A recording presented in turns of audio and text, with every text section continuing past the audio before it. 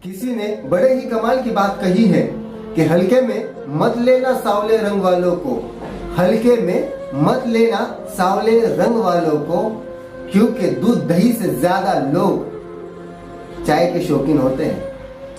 Hi guys, आज की जो कहानी है बड़ी ही मजेदार और नॉलेजेबल है। चलो जानते हैं। तो एक बार साधु अपनी साधना पूरी कर जंगल से जा रहे थे, तो उसी वक्त तो उनके गाल पे एक पानी का छींटा गिरता है।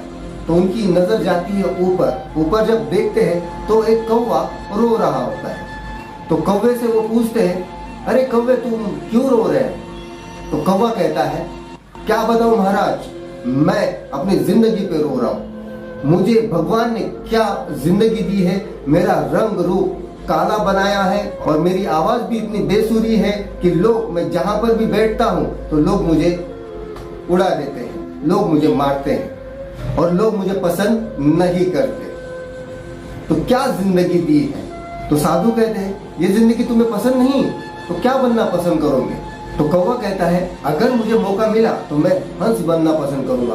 क्या सफेद कलर है, लोग उसकी तस्वीरें खींचते हैं और लोग उसको देखकर मुस्कुराते हैं, खुश हो जाते हैं। अगर मुझे मौका मिला तो मैं हंस बनना पसंद करूंगा। तो साधु कहते हैं, अच्छा बना देता हूँ तुमको, लेकिन एक शर्त है, तुम जाकर उससे मिल आओ। तो कौवा कहता है, सच में महाराज मुझे बनाएंगे? तो साधु कहता है, आज ही बना दूंगा, जाओ और उससे मिल आओ। कौवा उड़ते हुए तालाब की ओर जाता है और हंस को मिलता है और कहता है, हंस महाराज कैसे हो आप? क्या कलर है आपका, सफेद सफेद, कितने खूबसूरत नजर आते हो। और तुम अगर पानी में चल भी रहे हो, तुम अगर पैरों से पायलट भी मार रहे हो और लोगों को समझ में भी नहीं आता है कि तुम तैर रहे हो। कितनी खूबसूरत जिंदगी तुम जीते हो। तो तभी हंस कहता है, किसने कहा तुम्हें कि मैं खुश हूँ? तो कौवा कहता है, तुम खुश नहीं हो? तो हंस कहता है, ये क्या जिंदगी है, ये क्या कलर दिया भगवान ने, सफेद रंग जो मौत के बाद कफन में उड़ाया जाता है वैसा रंग मुझको दिया है। लोग मेरी तस्वीर खींचते हैं तो मुझे ऐसा लगता है कि पानी की तस्वीर खींच रही है मेरी, और मैं इस तालाब के बाहर जा भी नहीं सकता, अब पूरी दुनिया को देख सकता हूँ। ये क्या जिंदगी हो गई, एक कैद खाना, कि मैं सिर्फ तालाब के अंदर ही रहूं। तो कौवा कहता है, तुम भी खुश नहीं हो?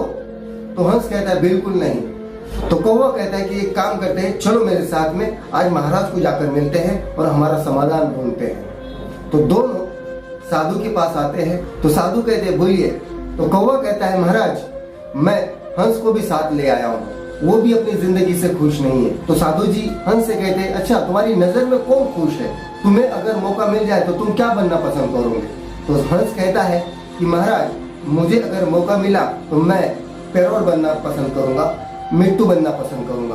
क्या कलर है, क्या चोंच है उसकी और क्या आवाज है उसकी। मुझे अगर मौका मिला तो मैं मिट्टू बनना पसंद करूंगा। तो तभी साधु कहते हैं, चलो बना दिया तुमको, लेकिन एक शर्त है, तुम उससे जाकर मिल आओ। तो दोनों उड़ते हुए मिट्टू को मिलने के लिए, ढूंढने के लिए जाते हैं। उनको पता होता है कि इस पेड़ के पास कई सारे मिट्टू है, कोई ना कोई मिल जाएगा। तो उस पेड़ को वो इर्द गिर्द चक्कर लगाते, लेकिन मिट्टू कुछ मिलने से रहा।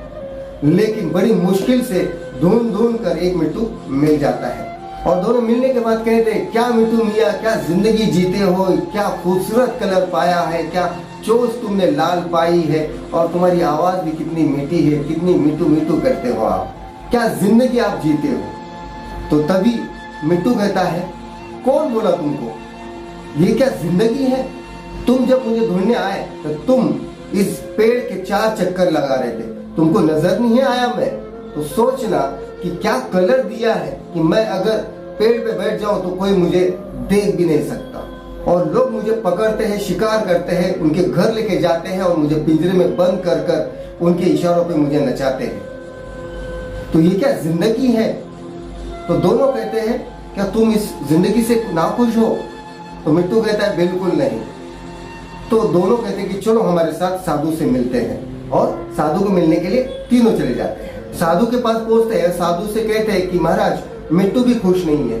तो साधु मिट्टू से कहते हैं, क्या तुम भी खुश नहीं? तो मिट्टू कहता है, मैं भी खुश नहीं हूँ। तो साधु कहते हैं कि फिर तुम्हारी नजर में कौन खुश है? तो मिट्टू कहता है कि मेरी नजर में मोर बड़ा खुश है, क्या जिंदगी है उसकी, कितना खूबसूरत नजर आता है, कितना खूबसूरत दिखता है, क्या उसके पंख लहराते हैं, जब मेघ गर्जना होती है तो क्या वो नाचता है और कितनी खूबसूरत उसके पंख है। तो ये सुनकर साधु कहते, अच्छा तो मैं तुमको मोर बना दूंगा, लेकिन शर्त ये है कि तुम जाकर उसे मिलाओ। अब तीनों मोर को मिलने के लिए जाते हैं। तो वो ढूंढते हैं मोर कहाँ है। तो मोर एक झाड़ी में बैठा हुआ नजर आता है। तो तीनों वहां पर पहुंचते हैं। मोर से कहते हैं, मोर भाई कितने खूबसूरत हो आप, आपके कितने खूबसूरत पंख है। आप जब नाचते हो तो ऐसा लगता है कि बस आपको ही निहारते रहे। कितना सुंदर रूप रंग दिया है ऊपर वाले ने आपको। तो मोर कहता है, अरे बेवकूफ, किसने कहा तुमको कि मैं बड़ा खुश हूँ और मेरी जिंदगी बड़ी ही खूबसूरत है। तो तीनों हक्के पक्के हो जाते हैं और वो तीनों एक दूसरे को देखते और पूछते हैं कि भाई तुम भी खुश नहीं हो, तुमको तो ऊपर वाले ने इतनी खूबसूरत जिंदगी दी है और तुम भी खुश नहीं। तो मोर कहता है, क्या जिंदगी दी है, तुमने कभी मेरे पैरों को देखा है, कितने बदसूरत नजर आते हैं।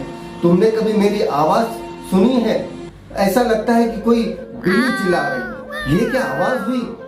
और हाँ, तुमने तारीफ की थी ना मेरी खूबसूरती की, मेरे पंखों की, तो जवाब सुनना, मैं हर पल मौत से डरता हूँ कि कहीं कोई शिकारी ना आ जाए, क्योंकि कल ही मेरे एक भाई को शिकारी ने मार डाला और उसके जितने भी पंख हैं वो सारे नोच डाले। तुमको पता है ये पंखों से लोग अपने घरों में सजाते हैं और कई जगहों पर उसे नचाते हैं। ये क्या जिंदगी हो गई कि मुझे हर पल मौत से लड़ना पड़ता है, ये जिंदगी है। तो तीनों उस मोर से पूछते हैं कि तुम्हारी नजर में किसकी जिंदगी बेहतर है। तो मोर का जवाब सुनना। तो मोर कहता है कि इस कौवे की। तो कौवा कहता है, मैं कैसे। तो मोर कहता है, अरे तुम्हें मौत का डर है, तुम बेखौफ होकर जहां चाहे जिधर चाहे तुम जा सकते हो, घूम सकते हो। तुम्हें तो खुश होना चाहिए कि तुम आजाद हो, हमारी तरह नहीं। मेरा तो अगले पल का भी भरोसा नहीं कि अगले पल मेरे साथ में क्या होगा। मैं हमेशा मौत से डरता हूँ। क्या इसी जिंदगी में खूबसूरती का फायदा कि जो मुझे हर पल मारती हो। तो मुझसे बेहतर तो तुम हो, ना लोग तुम्हें मारते हैं ना लोग तुम्हें पालते हैं, तुम आजाद जिंदगी जीते हो। तुमसे बेहतर और किसी की जिंदगी नहीं है। तो ये बात सुनकर कौवे को बड़ा ही समाधान होता है और सोचता है कि भगवान ने मुझे जो जिंदगी दी है, मेरा जो कलर दिया है या मेरा जो रंग रूप दिया है, वो बड़ा ही सोच समझ कर दिया है। वाकई में मैंने भगवान का शुक्र अदा करना चाहिए कि जो मुझे जिंदगी मिली है वो सच में बेहतरीन है। अभी जो मैंने आपको कहानी सुनाई बड़ी छोटी थी, लेकिन बड़ा मैसेज दे जाती है कि भगवान ने हमें जैसा हमें बनाया है, यूनिक बनाया है। हम जैसा कोई और नहीं है। तो हम भी हमारी लाइफ में खुश रहना चाहिए और अपने जिंदगी को एंजॉय करना चाहिए। आई होप ये जो कहानी है आपको पसंद आई होंगी। तो लाइक शेयर कमेंट्स करते रहना और सब्सक्राइब करना मत भूलना। ऐसी ही मजेदार कहानियां मैं आप सभी के लिए लाता रहूंगा। तो बने रहे मेरे साथ में। Wish all the best. जय हिंद, जय भारत।